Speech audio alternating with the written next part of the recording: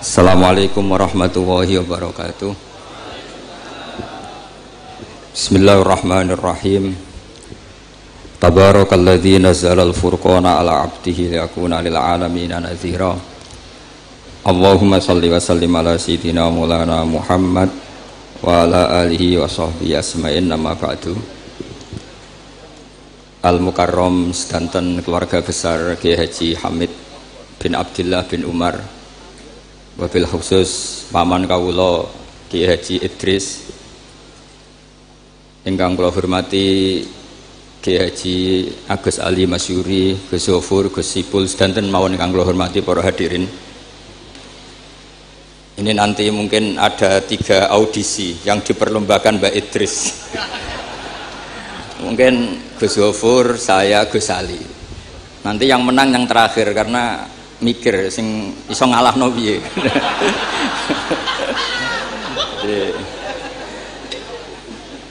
Yang kasihan Gus Zofur karena pertama, jadi saya bisa gasap ilmunya nanti.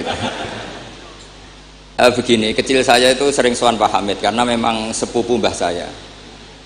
Dalam catatan nasab, mbah saya kandung namanya Fatimah binti Kholik bin Umar. Tapi sepuh-sepuh namanya tidak Kholik tapi Idris. Kayak Mbah Hamid ini nama kecilnya itu Abdul Mukti. Jadi di keluarga saya biasa ganti nama.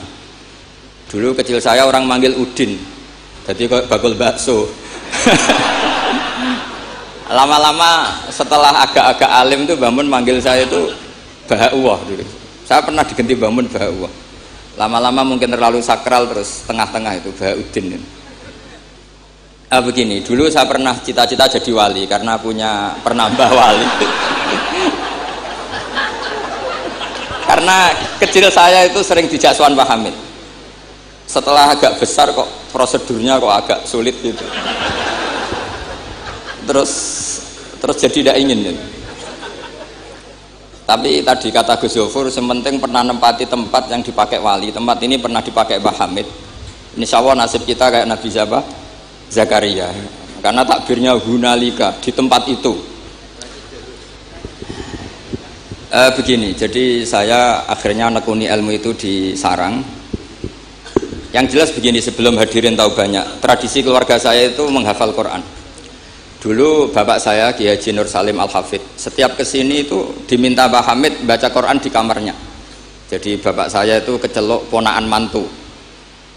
Saya dengan Mbah Hamid itu nasibnya sama. Jadi Mbah Umar itu punya istri namanya Maimunah, itu mbak kandungnya Mbah Bedowi. Sama seperti Mas Arwani, semua yang di sini itu keluarga semua, keluarga Lasem. Tapi ke sini tidak penjajah karena Mbah Kusairi ya sudah di sini. Tidak kok terjun bebas, tidak ada yang bawa itu. Saya teruskan, nah, cita-cita kecil saya itu ingin jadi wali. Lama-lama kok syaratnya itu repot tuh. Karena idola saya itu Mbah Hamid Pasuruan, kebetulan wali yang jalur sulit. Kalau wali jalur jadab itu gampang, ibu-ibu rada aneh-aneh itu clear sudah. Itu lebih gampang. Itu.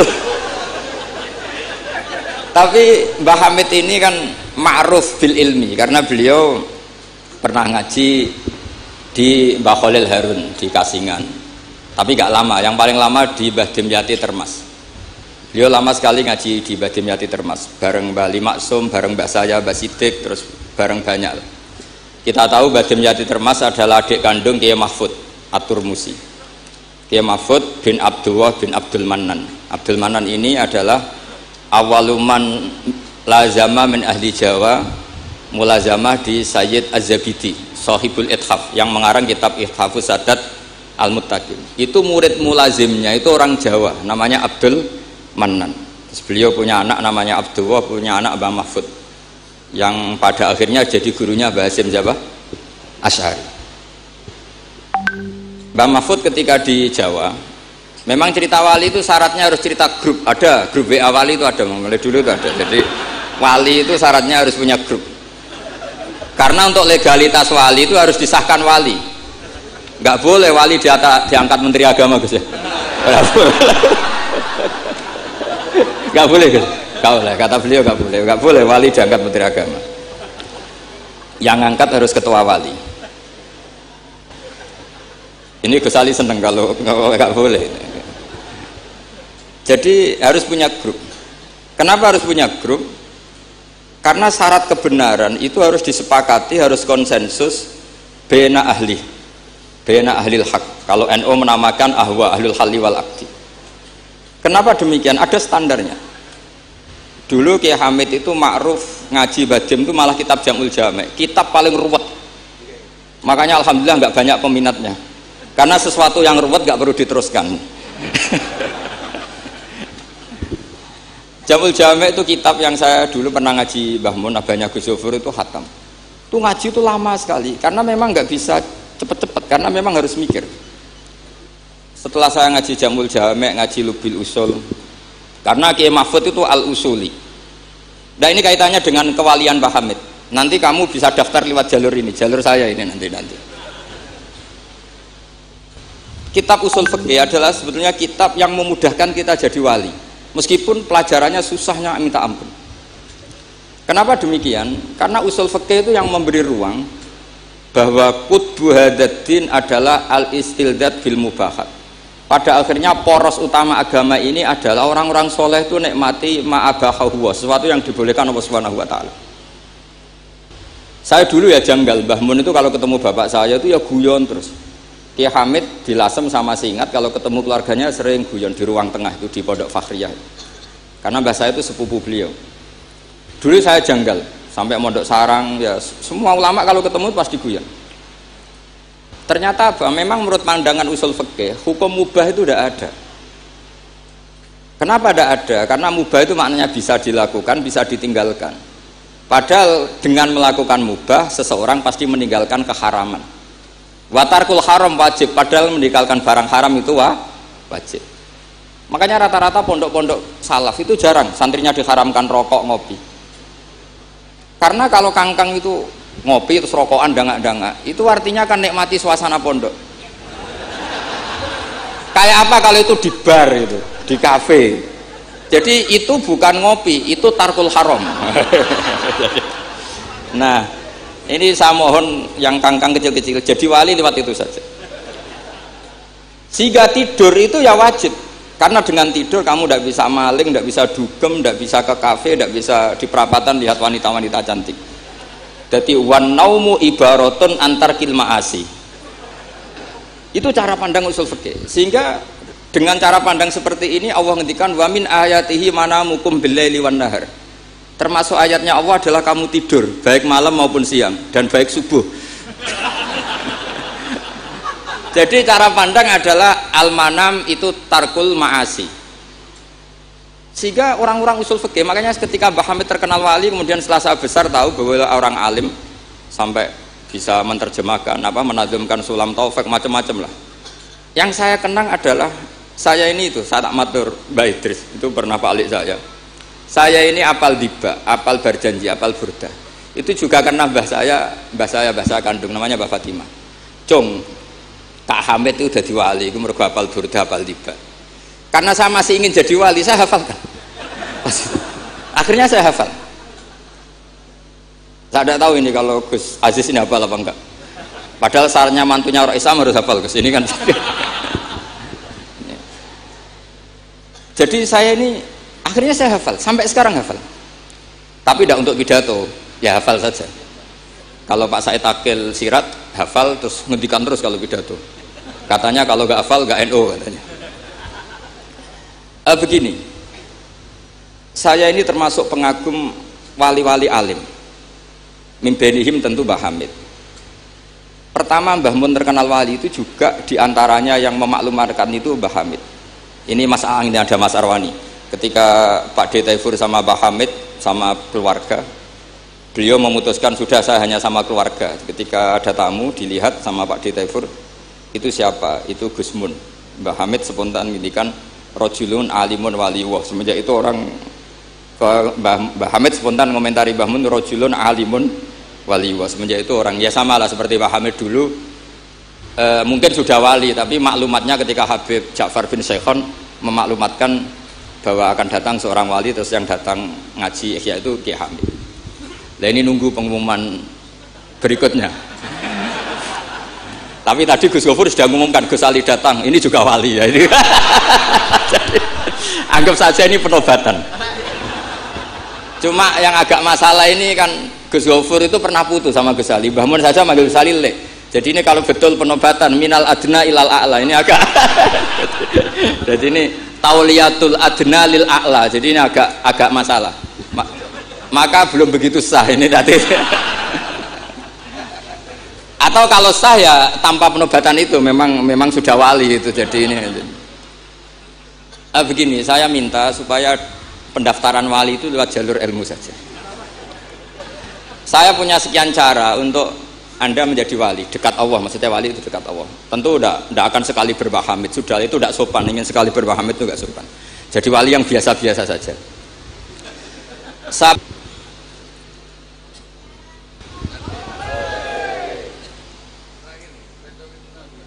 Monggo, saya teruskan.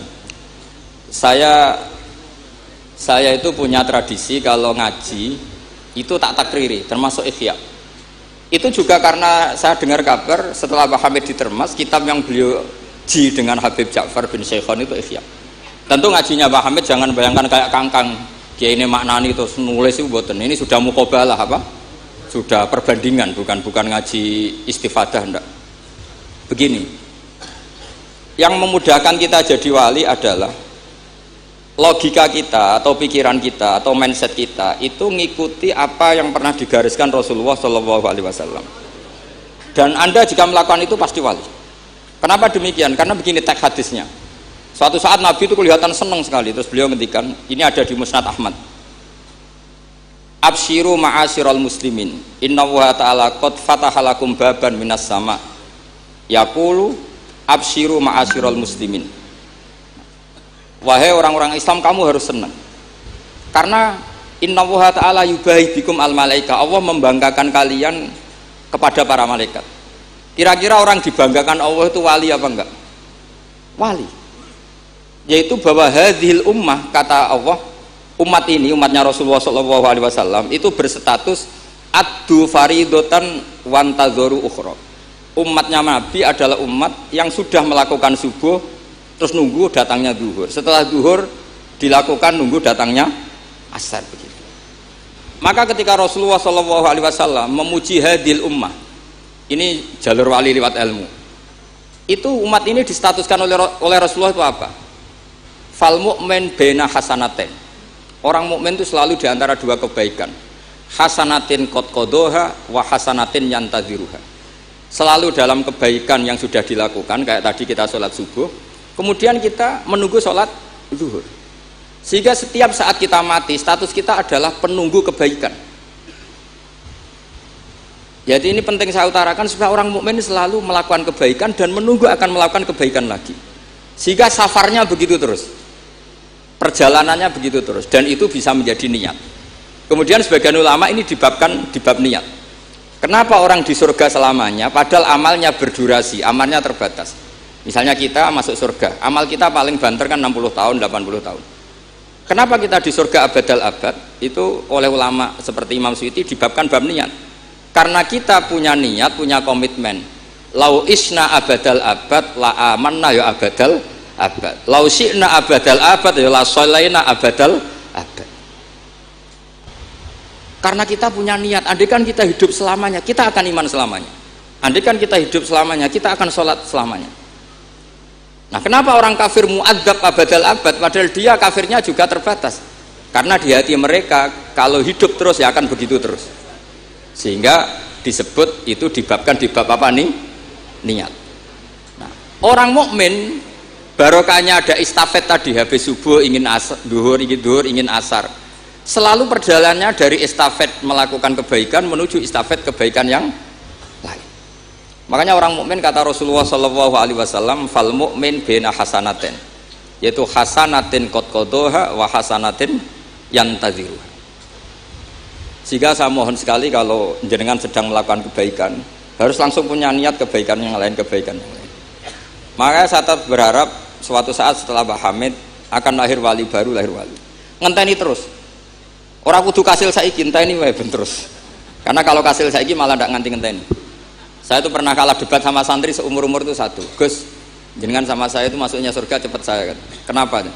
Kata Rasulullah, man salaka thariqan yaltamisu fihi ilman sahalallahu lahu thariqan ilal jannah. Itu yang masuk surga itu yang masih mencari-cari. Kalau jenengan sudah ketemu itu enggak masuk hadis itu. Wah, kurang ajar betul itu orang itu. Jadi itu syaratnya harus masih mencari. Kalau sudah ketemu itu tidak masuk hadis itu karena sudah ada yaltamisu fihi ilman. Ini saya ijazahkan kepada Gus-Gus yang muda. Saya ngijazahi Mbak Idris nggak berani. Tak ijazahkan ini sama Gus Aziz. Mbah Hamid dulu masyhurnya itu supaya orang-orang tua ini yaltamisu fihi ilman. Itu yang orang-orang sepuh itu kalau sowan beliau disuruh ngapalkan Quran. Ada yang 2 tahun mati, 4 tahun mati. Sementing kata beliau, kata Mbah Hamid sini, sementing kowe nuju golek ilmu cum. Termasuk Pak De Bukhari yang orang Lasem itu juga ngapalkan Quran. Ada yang 6 juz mati, 9 juz mati. Karena Mbah Hamid ingin semua orang itu yaltamisu fihi ilman, bahwa dalam kehidupan ini mencari-cari apa? Ilmu. Meskipun beliau tahu secara teori nggak sampai umurnya. Makanya kalau suwun yang sepuh-sepuh ini juga terus daftar wali nanti, terus belajar. Tapi jangan buku yang menyesatkan. Nah, kenapa begitu? Karena ulama dulu tuh ingin semua orang itu melakukan hasanatin qad qadaha wa hasanatin yang taziru. Tapi Rasulullah karena tahu kalau orang terlalu kepedean itu masalah. Terus Nabi juga ngendikan wal mu'min baina makhafaten. Orang mukmin dalam ketakutan dua. Yaitu baina ajalin qad madha la yadri mawahu qadin fihi, mawahu saniun fihi. Wa baina ajalin qad baqiya la yadri mawahu qadin fihi. Itu betapa Rasulullah itu jami'ul kalim. Orang yang kalau ngendikan itu mudah difahami. Tapi kamu jangan selalu gembira. Kamu itu punya 2 ketakutan, dihimpit 2 ketakutan. Yaitu ketakutan masa lalu kamu, yang kamu tidak tahu Allah akan memperlakukan kamu kayak apa. Dan ajal yang akan datang, kamu juga gak pernah tahu nanti kamu diperlakukan Allah kayak apa. Makanya terus ulama-ulama kalau ngarang itu biasanya dibabkan kitabul khaufi war roja. Jadi rojaknya karena al-mu'min baina hasanatin, yaitu hasanatin qad qadaha wa hasanatin yantaziruha. Tapi juga al-mu'min baina makhafatin, baina ajalin qad madha la yadri mawahu saniun fihi wa baina ajalin qad baqiya la yadri mawahu qadin fihi. Sehingga orang Islam semuanya stabil, ada khauf, ada rojak. Dan itu lagi-lagi di kitab Ihya, kitab yang dimulazamai Mbah Mun, dimulazamai Mbah Hamid. Saya sampai sekarang masih terus belajar Ihya. Nak raiso yang ngerpek. Saya sampai sekarang masih ngerpek kitab Ithaf itu. Karena saya punya Ihya itu 4 kalau nggak 5. Cetakan Toha Putra, DKI, Darul Hadis Al-Qahirah. Saya biasanya kalau kitab induk punya sampai 4 sampai 5. Nggak tahu kalau ibu induk nggak tahu itu punya, nggak tahu saya. Pokoknya kalau kitab induk itu saya punya sampai 4. Karena sering salah cetak. Kenapa dulu sering salah cetak begini? Kalau seorang ulama ngarang ditungguin muridnya. Imam Buaiti nulis, Imam Buzani nulis, Imam Robi nulis. Mungkin karena Imam Syafi'i ngendikan misalnya yas tasfir. Mungkin yang satu nulis pakai shin, yang satu nulis pakai sod. Sehingga kitab sekecil takrib itu ada wafinu sotin nggak ada. Nah, karena kalau sekarang kan nggak di komputer, kalau masternya sama ya sama. Terus kalau dulu nggak. Wafi ba'din nusah kada, wafi nusotin kada, karena muridnya beda. Problemnya ya nanti kalau muridnya pas geloyor ya nggak karu-karuan. Makanya ada sanad, salah petik itu jadi mati. Ada santri yang nggak pati ngalim, kitabnya dia itu Hayatun Sauda Dawaun min Kulida. Jadi kelebihan titik. Akhirnya dia cari ular hitam, hayat itu mana nih ular, sauda itu hitam, dawaun min kulida, penyembuh dari segala penyakit. Karena kitabnya pakai titik 2, dia cari ular hitam. Kebetulan itu kobra. Ya dipatok mati. Ya sembuh betul, tidak sakit lagi. Ya.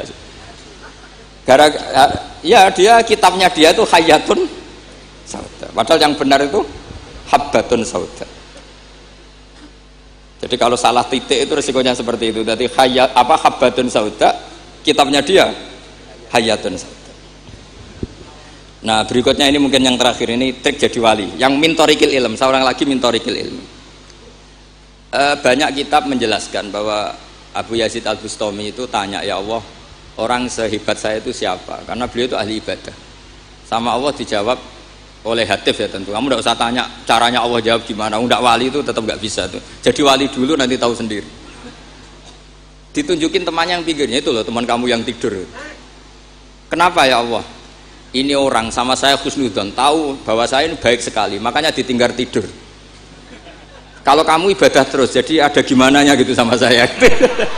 Jadi kamu jadi wali yang jalur itu aja, yang apa? Ya husnudzon itu. Sampai di Ihya itu ada makalah begini. Suatu saat zaman kalau sudah rusak, itu hatta yakuna ahsana a'malihim an-naum. Sehingga ngamal terbaik mereka itu tidur. Kenapa demikian? Saya pernah belajar juga sama bapak. Kalau bapak guyon tuh gini, kan di Hikam itu ada makalah gini. Manusia itu siapa? Kata Hikam, man kanat mahasinuhu masawiyah. Manusia itu orang yang kalau baik saja buruk, apalagi pas buruk. Jadi manusia itu man kanat mahasinuhu masawiyah, fakaifa la takunu masawihi masawiyah. Manusia itu orang pas baik saja buruk, apalagi pas buruk. Terus tak tanya bapak, kalau niku pak imam masjid sing istiqomah, ya apa istiqomah? Tapi ada kemungkinan jen rai kelas nak dimami wong liya. Sama sih itu. Imam masjid ning desa-desa itu istiqomah, kadang niatnya ben gak kena wong liya. Sehingga banyak alumni yang ngantri itu gak jadi imam karena sampai watuk, sampai pelo, ora fase tetep mau digenti. Dalile saking istiqomah. Tapi kita kan ndak tahu mergo dididah wong liya apa enggak kan ndak pernah tahu. Jadi manusia itu mangkanat mahasinuhu masawiyah fakaifa la takunu masawihi masawiyah. Nah begitu juga misalnya orang alim. Saya ini kata orang banyak itu alim, baik kan? Tapi akhirnya nggak sopan. Saya di atas Gus Zofur, di atas Gus Ali ini kan nggak sopan. Makanya tak jamin ini nggak lama-lama. Karena nggak sopan itu nggak boleh lama-lama gitu. Jadi orang itu apapun baiknya itu pasti ada sisi. Itu guyonannya orang-orang alim dulu itu sampai gitu. Man kanat mahasinuhu masawiyah fakaifa la takunu masawihi masawiyah. Manusia itu orang yang saat baik saja ada buruknya, apalagi pas buruk. Coba kamu fikir itu bagus karena ngeringankan hisab. Tapi ono tangga lara ora iso nulung, ono wong macam-macam ora iso nulung. Padahal fikir itu bagus. Allahumma ahyini miskinan wa amitni miskinan. Engko sugih ya apik iso nulung wong macam-macam, tapi mesti ono sombonge ora tak tulung ora urip kono. Terus sampean takok, "Lah carane piye, Gus?" Ngaku ora gurumu kok takoki. Tapi ini mau cerita. Jadi saya tolong siapapun yang jadi wali itu pikirannya harus ngiru ulama-ulama dulu. Ini yang terakhir, bapak dapat ijazah dari Pak Hamid itu gini, kalau mau ngaji atau baca apa, ya Allah saya niat kayak niatnya Syekh Abdul Qadir apa? Al-Jilani. Itu masyhur itu ijazah Pak Hamid. Karena kalau kita yang niat itu potensi salah, maka numpang niatnya Syekh Abdul Qadir Jilani. Setelah saya ngaji di sarang sama Mbah Mun, ternyata pola-pola itu dipakai.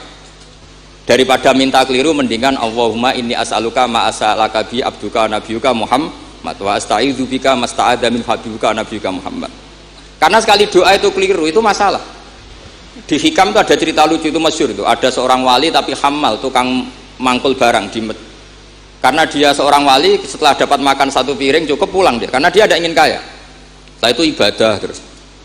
Lama-lama matur, ya Allah saya ini seorang wali, konsentrasi saya hanya ibadah, ngapain harus kerja jadi hamal, tukang manol, mbok kasih rezeki yang tanpa saya kerja. Singkat cerita sama Allah ditegir, dicurigai maling, terus dipenjara. Tiap pagi dapat makan, sore dapat makan.